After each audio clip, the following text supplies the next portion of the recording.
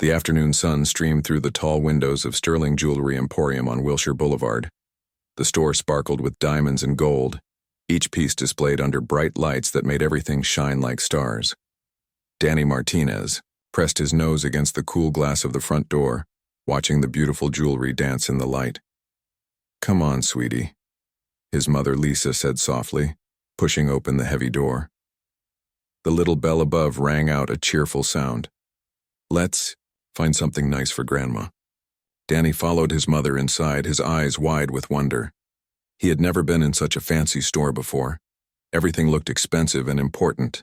His hands started to shake a little, the way they always did when he got excited or nervous. Then came the sounds he couldn't control.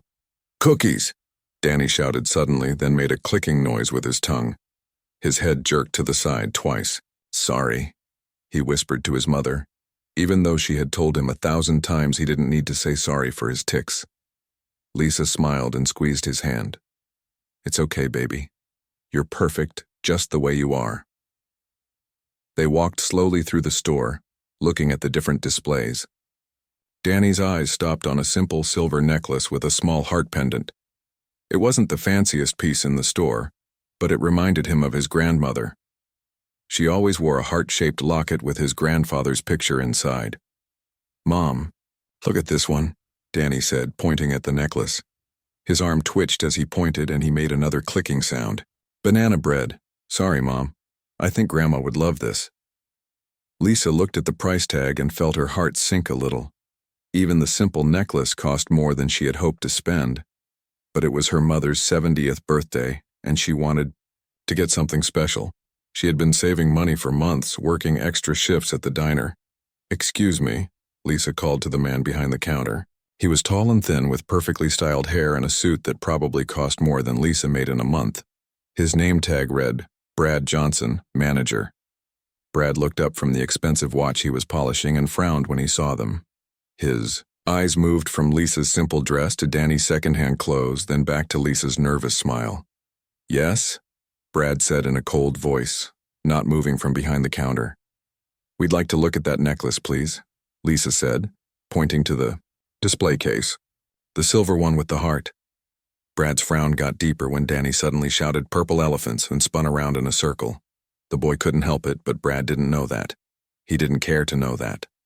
"Look, lady," Brad said, walking slowly toward them like he was doing them a huge favor. "This is a high-end jewelry store. We have important customers who come here. I can't have kids running around making noise and breaking things." Danny's face turned red. He had heard words like this before at school, at the grocery store, even at church sometimes. But it still hurt every time. His tics got worse when he was upset or embarrassed. His head started jerking more, and he made louder clicking sounds. "He's not going to break anything," Lisa said, her voice getting stronger. "He just wants to look at the necklace. It's for his grandmother's birthday." "Pizza party," Danny shouted, then covered his mouth with both hands. Tears started to fill his eyes. I'm sorry," he whispered. Brad rolled his eyes and crossed his arms. "Listen, I don't know what's wrong with your kid, but this isn't the place for it. Other customers are staring. You're making everyone uncomfortable." Lisa looked around the store. There were only 2 other customers, an elderly couple looking at wedding rings near the back of the store. They weren't staring. In fact, they seemed to be having their own quiet conversation and hadn't even noticed Danny's tics. "Please," Lisa said, trying to keep her voice calm. "We have money. We just want to buy a necklace. It will only take a minute." "I don't think you understand," Brad said, his voice getting louder. "This store has a reputation. We can't have disruptions. Maybe you should try the department store at the mall. They're more suited to your situation." Near the back of the store, a man in jeans and a simple black t-shirt looked up from the display case he had been studying. He had been quietly browsing for the last 10 minutes, looking at different pieces but not really focusing on any of them. Now, though, he was paying very close attention to the conversation at the front of the store. The man was Jake Morrison, though his casual clothes and baseball cap made him look like any other customer. He was supposed to be shopping for a gift for his sister's birthday. But now he found himself watching something that made his chest feel tight with anger. Chocolate. "Milk!" Danny cried out, and then started crying for real. "I can't help it. I can't help it." Lisa knelt down and hugged her son. "I know, baby. I know you can't help it. It's not your fault." Brad looked at them with disgust. "Okay, that's enough. I'm going to have to ask you to leave. You're disturbing the peace, and frankly, I don't think you can afford anything here. Anyway." "How dare you?" Lisa said, standing up with her son still in her arms. "How dare you talk to us like that? My son has Tourette's syndrome. He can't control his tics, but that doesn't make him less than anyone else." "I don't care what he has," Brad said. "I care about my store and my customers, and right now you two are not welcome here." Jake Morrison put down the bracelet he had been pretending to examine and walked quietly toward the front of the store. His jaw was tight, and his hands were clenched into fists. He had seen a lot of terrible things in his life, but watching an adult bully a child made him angrier than almost anything else. Danny looked up at his mother with big, sad eyes. "It's okay, Mom, let's just go. We can get Grandma a card instead." "No," Lisa said firmly. "We came here to buy a necklace, and we have every right to be here." But Brad was already walking toward the front door, clearly expecting them to follow him out. "I'm sorry, but I'm going to have to insist. Other customers shouldn't have to deal with this kind of disturbance." Lisa felt her face burn with shame and anger, but she didn't want to make things worse for Danny. She took his hand and started walking toward the door, her head held high even though her heart was breaking. That's when Jake Morrison stepped forward. "Excuse me," Jake said in a calm, quiet voice. "I couldn't help but overhear your conversation." Brad turned around, ready to tell another customer to mind their own business. But when he saw Jake, something in the man's eyes made him pause. There was a kindness there, but also a strength that made Brad suddenly feel very small. "I think," Jake continued, still speaking softly, "there might be a better way to handle this situation." Jake Morrison looked directly at Brad Johnson with calm eyes that seemed to see right through him. Brad felt uncomfortable under that steady gaze, but he tried to stand tall and act like he was still in charge of his store. "Sir, this is a private matter between me and these customers," Brad said, trying to sound important. "I don't think you need to get involved." Jake smiled, but it wasn't a happy smile. It was the kind of smile that made people nervous. "Actually, I think I do need to get involved. You see, I was planning to buy something today, something expensive, but now I'm not so sure." He walked over to Danny and Lisa, who were still standing near the door looking embarrassed and hurt. Danny had stopped crying, but his tics were still active. Every few seconds he would jerk his head or make a small sound. "Hi there," Jake said to Danny, getting down on one knee so they were the same height. "What's your name?" "Danny," the boy said quietly. Then he shouted, "Ice cream," and his shoulder twitched. "Sorry about that. I can't help it." "Don't be sorry," Jake said with a real smile this time. "My friend's son has the same thing. He's one of the smartest kids I know. What were you looking at in here?" Danny pointed to the necklace display. "That one with the heart. It's for my grandma's birthday. She's turning 70, and she always wears a heart necklace with Grandpa's picture in it." "That sounds like a very thoughtful gift," Jake said. He stood up and walked back to Brad, who was watching nervously. "I'd like to see that necklace, please." Brad's attitude changed completely when he realized Jake might actually buy something. "Of course, sir. Right away." He hurried to the display case and carefully took out the silver heart necklace. "This is a lovely piece, very popular with our customers." Jake took the necklace and examined it carefully. "How much?" $250, Brad said. Jake nodded and pulled out his wallet. "I'll take it, but I want you to wrap it up special and deliver it to this family." He pointed to Danny and Lisa. "Can you do that?" Brad's eyes got wide when he saw the thick stack of bills in Jake's wallet. "Yes, sir. Absolutely. We offer complimentary delivery for purchases over $100. "Good," Jake said. But I'm not done shopping yet. He walked over to the most expensive display case in the store, where a beautiful diamond bracelet sparkled under the bright lights. The price tag read $50,000. I'd like to see this one too, Jake said calmly. Brad nearly dropped the heart necklace. $50,000 was more than he made in a whole year. Yes, sir. Right away, sir. He fumbled with his keys and carefully removed the bracelet from its case. Lisa and Danny watched in amazement. They had never seen anyone spend so much money before. Danny's tics had calmed down now that he wasn't scared anymore. This is beautiful, Jake said, holding the bracelet up to the light. I think my sister would love this. It's our finest piece, Brad said, his voice shaking with excitement. The diamonds are flawless and the setting is pure platinum. I'll take this too, Jake said, but I have some conditions. Anything, sir, anything at all. Jake looked directly at Brad again with those steady, calm eyes. First, you're going to apologize to this family. A real apology. Not because I'm buying something, but because you were wrong to treat them that way. Brad's face turned red.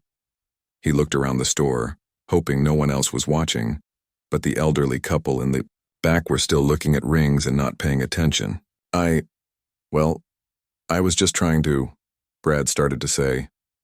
You were being cruel to a child, Jake said quietly. A child who can't help the way his brain works, and you were judging his mother based on how she was dressed. That's not okay. Brad looked at Danny, who was watching him with big, curious eyes. The boy didn't look angry or mean. He just looked like a normal kid who wanted to buy his grandma a present. I'm sorry, Brad said finally. I was wrong. I shouldn't have said those things. Tell them, not me, Jake said. Brad walked over to Lisa and Danny. His face was still red and he looked embarrassed. I'm sorry. I was wrong to treat you that way. Your son seems like a very nice boy, and you're obviously a good mother. Lisa didn't know what to say. She had expected to leave the store feeling awful, and instead, a stranger was buying her son's gift and making the mean man apologize. Thank you, she said quietly. Jake pulled out a business card and handed it to Brad along with his credit card. I want both pieces delivered to their address today. The necklace should have a card that says it's from Danny to his grandmother. The bracelet should have a card that says it's a gift for the family from someone who believes in kindness. Brad took the credit card and nearly fainted when he saw the name on it. Jake Morrison, the movie star. The man who had been in dozens of films and was known all over the world. He had been in his store and Brad had almost missed the biggest sale of his career because he was being mean to a little boy. Mr. Morrison, Brad whispered. I had no idea. It doesn't matter who I am, Jake said firmly. What matters is how we treat each other, especially how we treat people who are different or who might need a little extra kindness. He knelt down next to Danny again. Your grandmother is going to love that necklace, and I want you to remember something, okay? Okay, Danny said.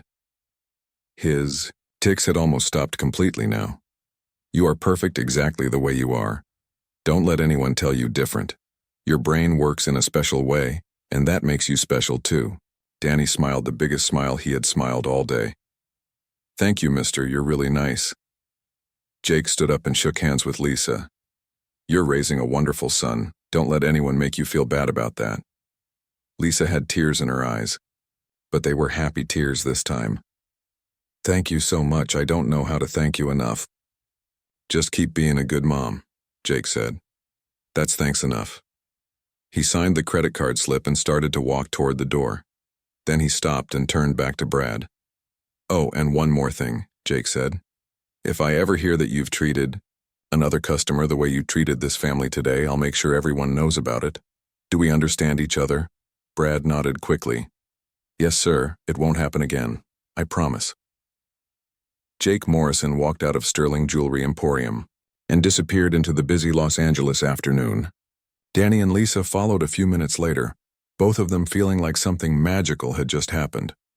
Brad stood in his empty store, holding a credit card receipt for $50,000 and thinking about what had just occurred. He had learned something important that day, though he didn't realize yet just how important it would turn out to be. High above the earth, in the darkness of space, other eyes had been watching too. Eyes that had seen every moment of kindness and cruelty that had played out in the jewelry store. Eyes that were taking notes and making decisions about the future of the human race. But for now, Danny Martinez was just happy that his grandmother was going to get the most beautiful birthday present in the world. 3 days after the jewelry store incident, Danny Martinez woke up to something he had never seen before. Green and blue lights were dancing across the morning sky over Los Angeles. The lights twisted and moved like ribbons in the wind, making patterns that seemed almost like writing. "Mom! Mom, come look!" Danny called out, his excitement making his tics more active than usual. "Rainbow elephants," he shouted, then pointed out his bedroom window. "Look at the sky!" Lisa rushed into Danny's room and gasped when she saw the lights. She had lived in California her whole life and had never seen anything like it. The aurora borealis was supposed to stay up north near Alaska and Canada. It wasn't supposed to appear over sunny Los Angeles. All over the world, people were seeing the same thing. The northern lights appeared over Mexico City, Tokyo, and even Sydney, Australia. Scientists on the news couldn't explain it. Weather reporters looked confused and scared as they tried to tell people what was happening. At the Jet Propulsion Laboratory in Pasadena, Dr. Elena Rodriguez was working late when her computer started beeping in a way she had never heard before. Elena was in charge of the Search for Extraterrestrial Intelligence program, which meant her job was to listen for signals from space that might come from other intelligent life forms. For 15 years, Elena had been listening to the quiet sounds of space, hoping to hear something that wasn't just noise from stars and planets. She had heard nothing but static and the natural sounds that space makes. Until now. "This can't be right," Elena whispered to herself as she looked at her computer screen.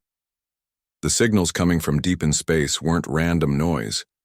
They were organized. They had patterns. They were mathematical sequences that only intelligent beings could make. Elena called her assistant, a young man named Chris who was probably asleep at home. "Chris, you need to get down here right now. We're getting signals, real signals." "Dr. Rodriguez, it's 3 in the morning, Chris said sleepily. "I don't care what time it is. We're receiving organized mathematical sequences from somewhere near the Andromeda Galaxy. This is what we've been waiting for our whole careers." Within an hour, the JPL building was full of scientists and government officials. Everyone wanted to see the signals that were coming from space. The signals weren't just random beeps. They were prime numbers, then the Fibonacci sequence, then simple addition and subtraction problems. "They're teaching us their number system," Elena explained to the crowd of important people who had gathered around her computer. "This is how you start a conversation with someone when you don't speak the same language. You start with math because math is the same everywhere in the universe." The signals continued for hours. First numbers, then simple shapes described in mathematical terms, then something that made Elena's heart race with excitement. The signals were trying to form human words. "Hello," appeared on Elena's screen in simple letters. "We watch," came next. "We come soon." The room full of scientists and officials went completely quiet. Someone was trying to talk to Earth from very far away in space, and they were learning English while they did it. Meanwhile, Danny's story was spreading across the internet. Lisa had made a video about Jake Morrison's kindness at the jewelry store and posted it on social media. The video showed Danny opening the beautifully wrapped presents that had been delivered to their apartment, his joy at seeing the necklace for his grandmother, and his amazement at the expensive bracelet that was now his family's most valuable possession. "Look what happened when a movie star saw someone being mean to my son," Lisa said in the video. "Instead of just walking away, he did something beautiful. He showed Danny that there are good people in the world who will stand up for what's right." The video was shared thousands of times in the first day. People from all over the world commented about their own experiences with disability discrimination and about times when strangers had shown them unexpected kindness. Danny became a symbol of resilience, and Jake Morrison became a symbol of quiet heroism. But high above Earth, other beings were paying attention to Danny's story for different reasons entirely. The alien ship was massive, larger than any city on Earth. but it was invisible to human instruments. It had been orbiting Earth for almost 70 years, watching and recording everything that happened on the planet below. The beings inside the ship looked somewhat like humans, but they were taller, with silver skin and large eyes that seemed to hold great wisdom and sadness. Their leader was named Zara, and she had been studying human behavior for most of her long life. Zara's people, who called themselves the Keepers, were part of a group of peaceful alien species that traveled the galaxy looking for other intelligent life forms that might be ready to join their confederation. But the Keepers didn't judge species by their technology or their weapons. They judged them by how individuals treated each other, especially how they treated those who were different, weak, or in need of help. "Show me the jewelry store incident again," Zara said to her assistant, a younger keeper named Vale.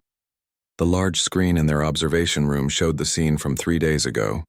They had cameras everywhere on Earth, so small that humans couldn't see them, recording millions of interactions every day. Most of what they saw made them sad. Humans often treated each other badly, especially those who were different. But sometimes, they saw something that gave them hope. The male called Jake Morrison has now performed 47 documented acts of kindness that he believed no one would ever know about, Vale reported. He gives money to homeless people, he visits children in hospitals, and he helps elderly people with their groceries. He never tells anyone about these things. "And the child called Danny?" Zara asked. "He shows remarkable strength in the face of prejudice. Despite being treated poorly by many humans because of his neurological differences, he remains kind and forgiving. He never becomes bitter or angry." Zara nodded thoughtfully. "And there are others like them? Our computers have identified approximately 10,000 humans worldwide who consistently choose kindness over personal gain. They defend the vulnerable, help strangers, and treat all beings with respect regardless of differences." Zara was quiet for a long moment, thinking about the decision her people would have to make soon.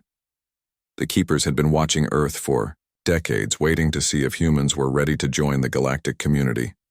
But humans were complicated. They could be incredibly cruel to each other, starting wars and destroying their own planet.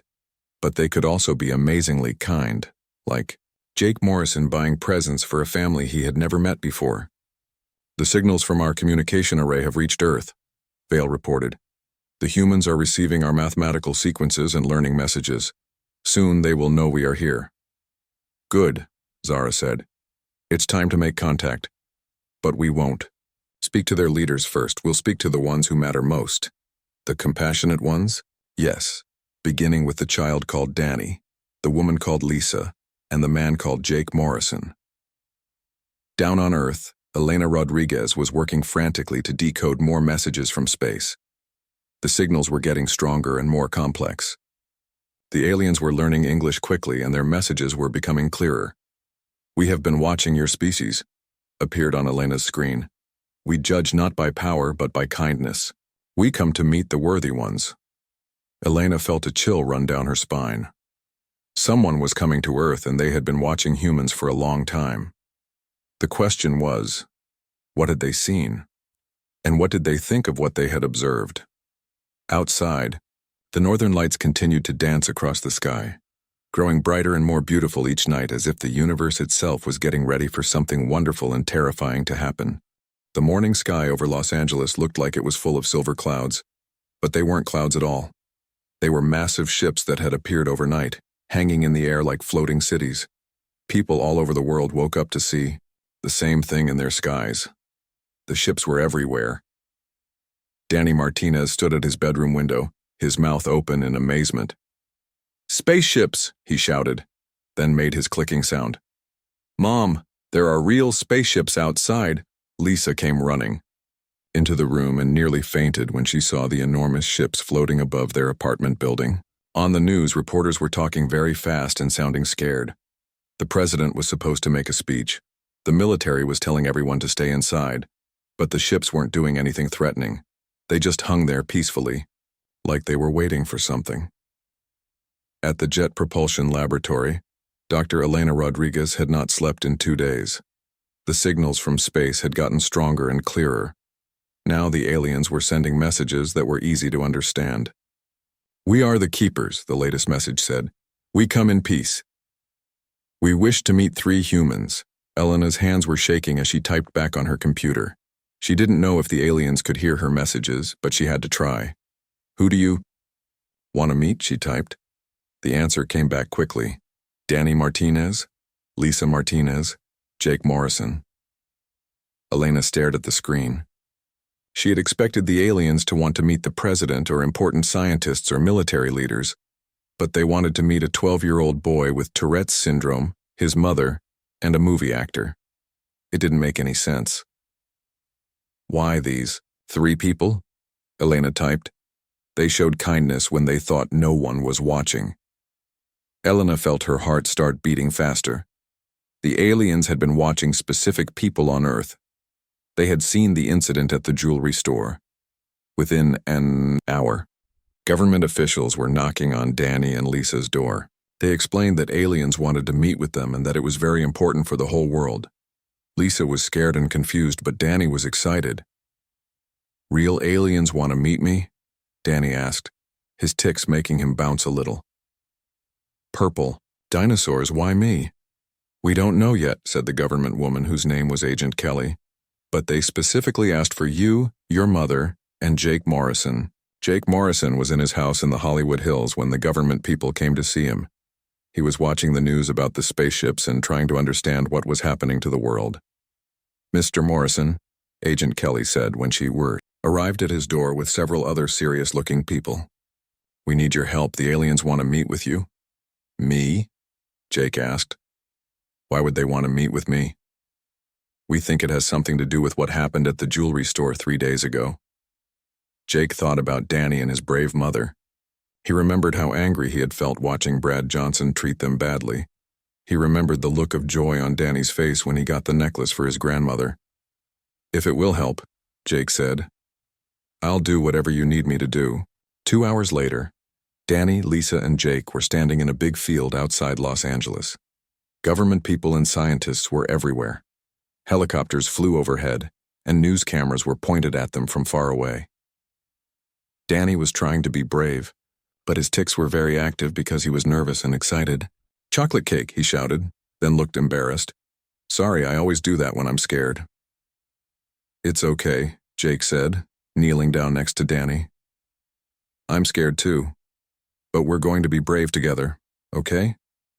Lisa held Danny's hand tightly. She couldn't believe that aliens from space wanted to meet her son. Part of her was proud and part of her was terrified. Then the sky began to change. One of the big ships started moving slowly toward the ground. It was beautiful and silver, making no sound as it floated down. When it landed, a door opened that looked like it was made of light itself. 3 beings walked out of the ship. They looked like humans, but taller and more graceful. Their skin was silver and their eyes were large and kind. They wore simple white clothes that seemed to glow softly. The leader of the aliens walked toward Danny, Lisa, and Jake. She moved slowly and carefully, like she didn't want to scare anyone. "Hello," she said in a voice that sounded like music. "I am Zara. We are the Keepers." Danny's tics stopped completely for the first time in days. There was something about Zara's voice that made him feel calm and safe. "You're really from space?" Danny asked. "Yes, child. We come from very far away. We have been watching your world for many years." "Watching us?" Lisa asked nervously. "We watch many worlds," Zara explained. "We look for species that might be ready to join our confederation of peaceful beings. But we do not judge by technology or power. We judge by compassion." Jake stepped forward. "What does that mean?" Zara smiled, and her whole face seemed to light up. "It means we have been recording how individuals treat each other, especially how they treat those who are different, vulnerable, or in need of help." She gestured to Danny. "This child faces prejudice because his brain works differently than others. Yet he remains kind and forgiving. He does not become bitter or cruel." Then she looked at Lisa. "This mother protects her child and teaches him to be proud of who he is. She shows strength in the face of ignorance." Finally, she turned to Jake. This man performs acts of kindness when he believes no one is watching. He helps others not for fame or reward, but simply because it is right. The jewelry store, Jake said quietly. Yes.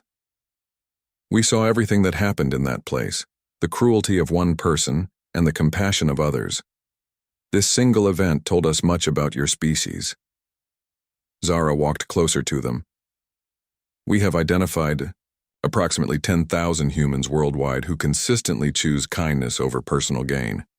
You three represent the best of what humanity can become. Danny looked confused. But I'm just a kid. I can't control my brain. I'm not special. Zara knelt down so she was at Danny's eye level. Child, your neurological differences do not make you less than others. They make you unique. Your brain creates patterns that ours cannot, connections that we find fascinating and beautiful. Really? Danny asked. Really. In fact, we believe your condition may be the key to helping our species communicate with yours in ways we never thought possible. Lisa felt tears in her eyes. For so long, she had watched people treat her son like he was broken or strange. Now, beings from another world were telling her that Danny's differences were actually gifts. What happens now? Jake asked. Zara stood up and looked at all three of them. Now we make an offer to your entire species. We can share our knowledge of medicine, technology, and peaceful living. We can help humanity join the galactic community. But only if your people agree to be guided by compassion rather than power. What if they say no? Lisa asked. Then we will leave and humanity will continue on its current path until it either destroys itself or learns to value kindness over conquest. Zara looked directly at Danny. But we hope they will say yes. Because we have seen what humans can become when they choose love over fear, acceptance over prejudice, and kindness over cruelty. The whole world was watching and waiting to see what would happen next. The world leaders did not like what Zara had to say. Presidents, prime ministers, and generals gathered in emergency meetings in Washington, London, and other important cities. They were angry that the aliens wanted to talk to a 12-year-old boy instead of them. This is ridiculous, said President Williams during a video call with other world leaders.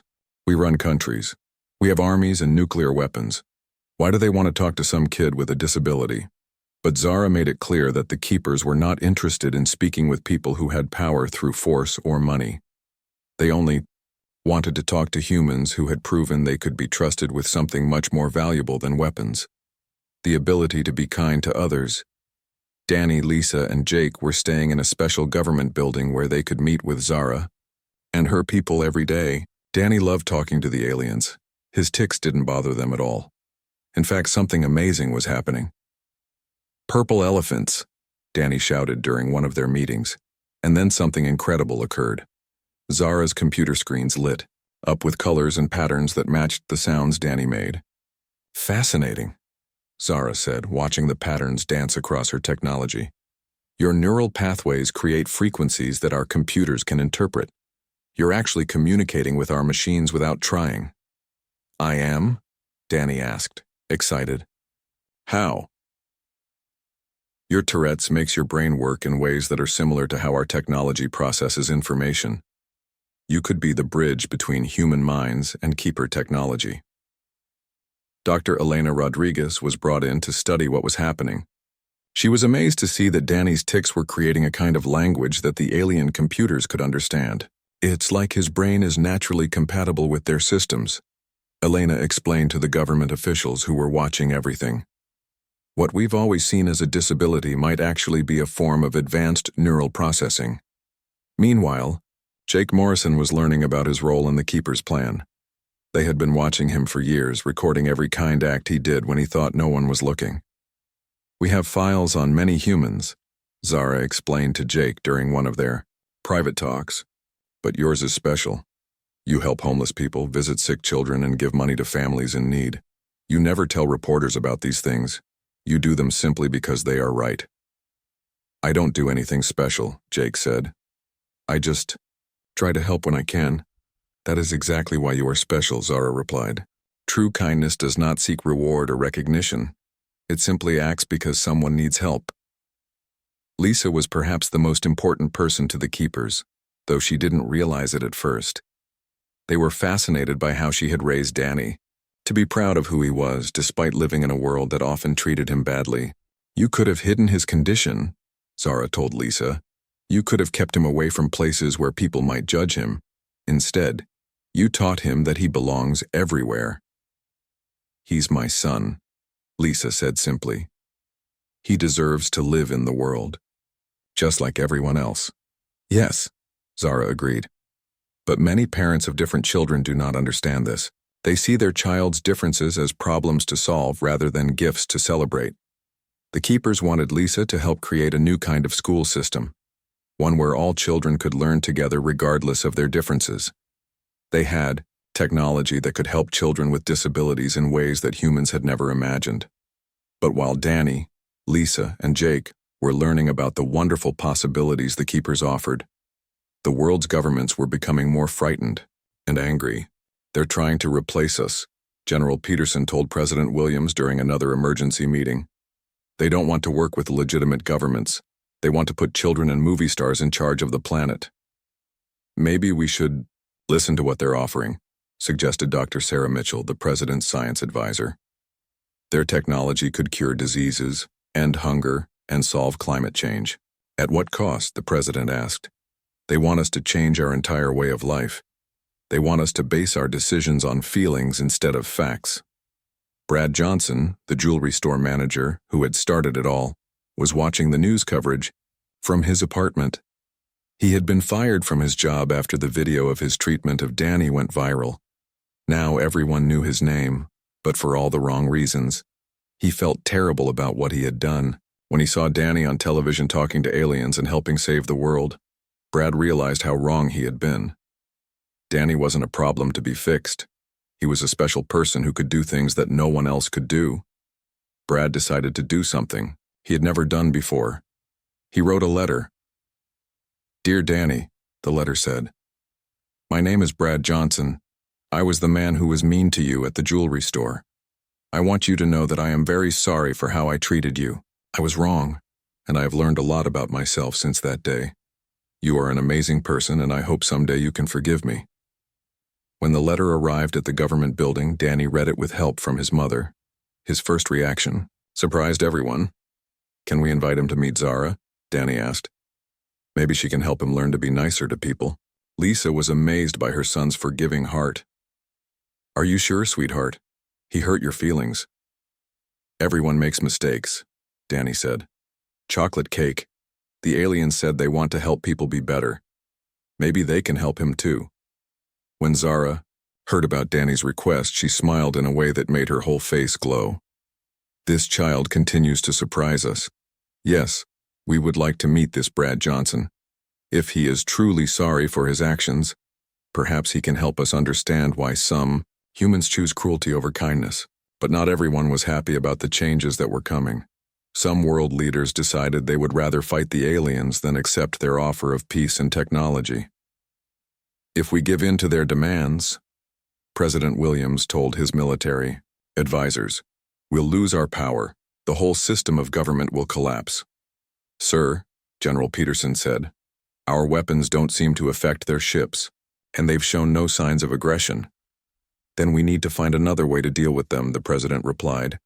We can't let a bunch of aliens decide how humans should live. Secret plans were being made in government buildings around the world. Some leaders wanted to try to capture the alien technology by force. Others wanted to pretend to agree with the keepers while secretly keeping their old ways of doing things. But Zara and her people knew about these plans. Their technology could hear every conversation and see every secret meeting. They are frightened, Zara explained to Danny, Lisa, and Jake. Fear makes people do foolish things. Some of your leaders would rather fight us than accept that there is a better way to live. What will happen if they try to fight you? Jake asked. We will not fight back, Zara said sadly. We will simply leave, and humanity will have lost its chance to join the galactic community. Danny looked worried. But what about all the sick people you could help? What about the hungry people and the planet getting too hot?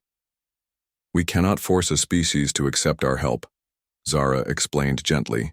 They must choose it freely, or it will not work. The next few days would decide the future of the entire human race. And somehow, it all depended on whether the world would listen to a 12-year-old boy who just wanted everyone to be kind to each other. 5 years had passed since the Keepers first arrived on Earth. The world looked very different now, but the changes had not come easily. At first, many world leaders had tried to fight against the aliens' offer.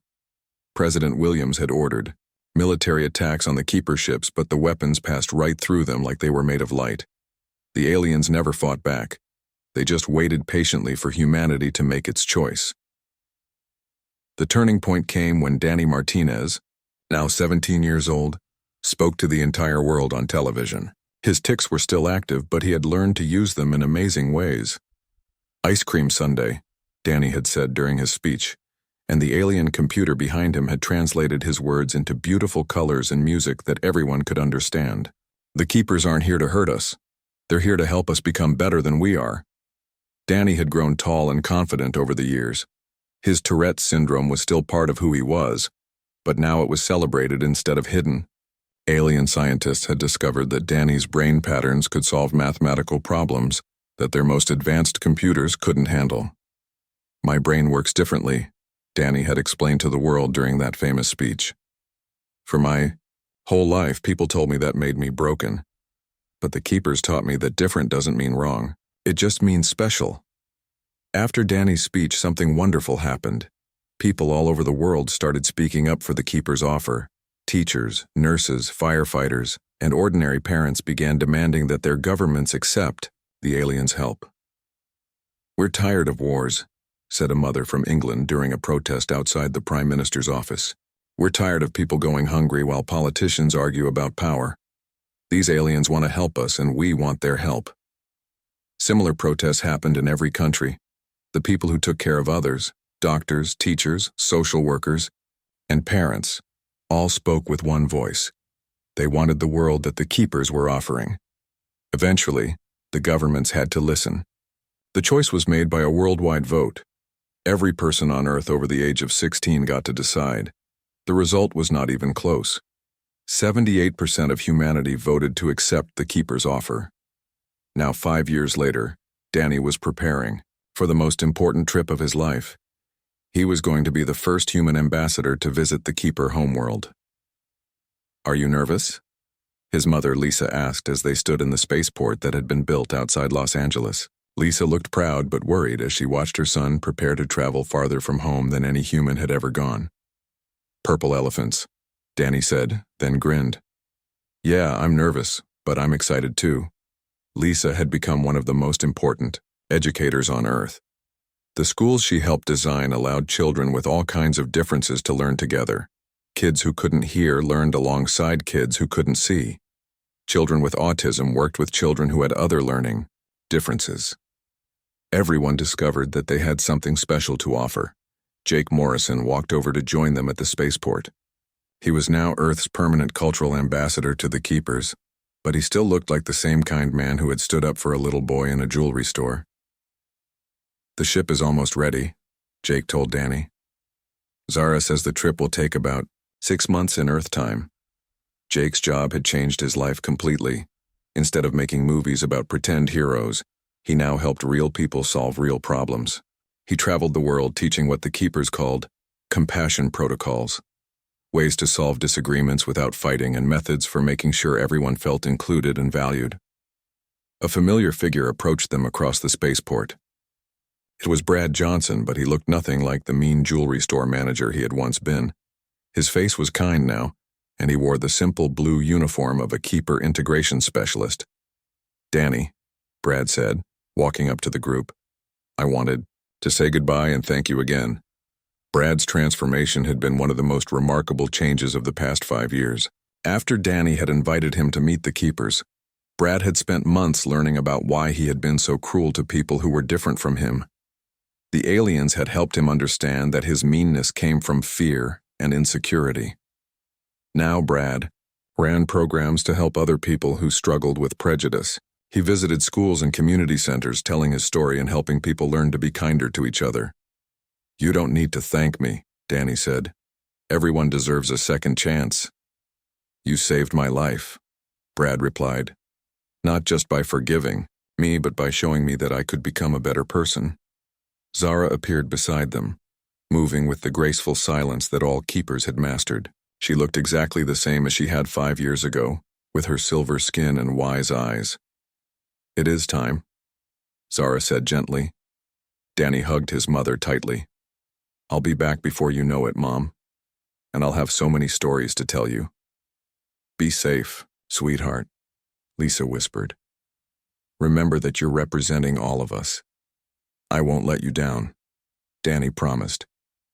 As they walked toward the keeper ship, Zara spoke quietly to Danny. "Your planet has exceeded our expectations.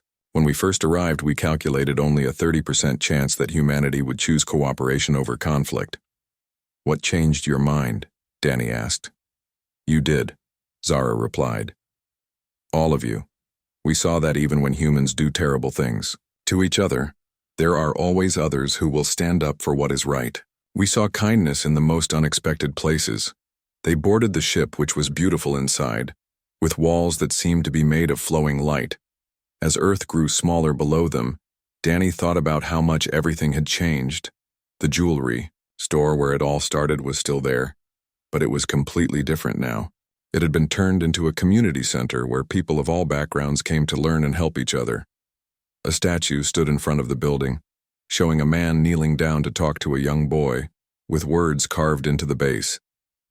"In this place, kindness conquered cruelty." Disease was almost gone from Earth now, cured by keeper medicine. Hunger was ending because of new farming techniques the aliens had shared. The planet was healing from climate change thanks to clean energy, technology that seemed like magic. But the most important change was in how people treated each other. Children with disabilities were no longer hidden away or treated as problems to be solved. Instead, they were celebrated for their unique abilities. The whole world had learned what Danny's mother had always known.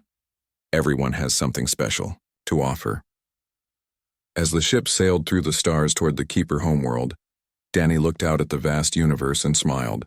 His tics were active because he was excited, but that was perfectly fine. On a ship full of beings who valued differences, his unique brain was just another beautiful way of being human. "Chocolate birthday cake," Danny shouted happily, and the ship's computers translated his joy into a symphony of colors that danced across the walls. The universe was very big, but it was also full of kindness, and sometimes the smallest act of compassion could change everything, because someone was always watching, and sometimes they had the power to change the world. The journey to the stars had begun with a simple choice in a jewelry store: to stand up for what was right instead of walking away. Now humanity was part of something much bigger, and it all started because one man decided that a little boy with Tourette syndrome deserved to be treated with kindness and respect. That was the greatest gift of all.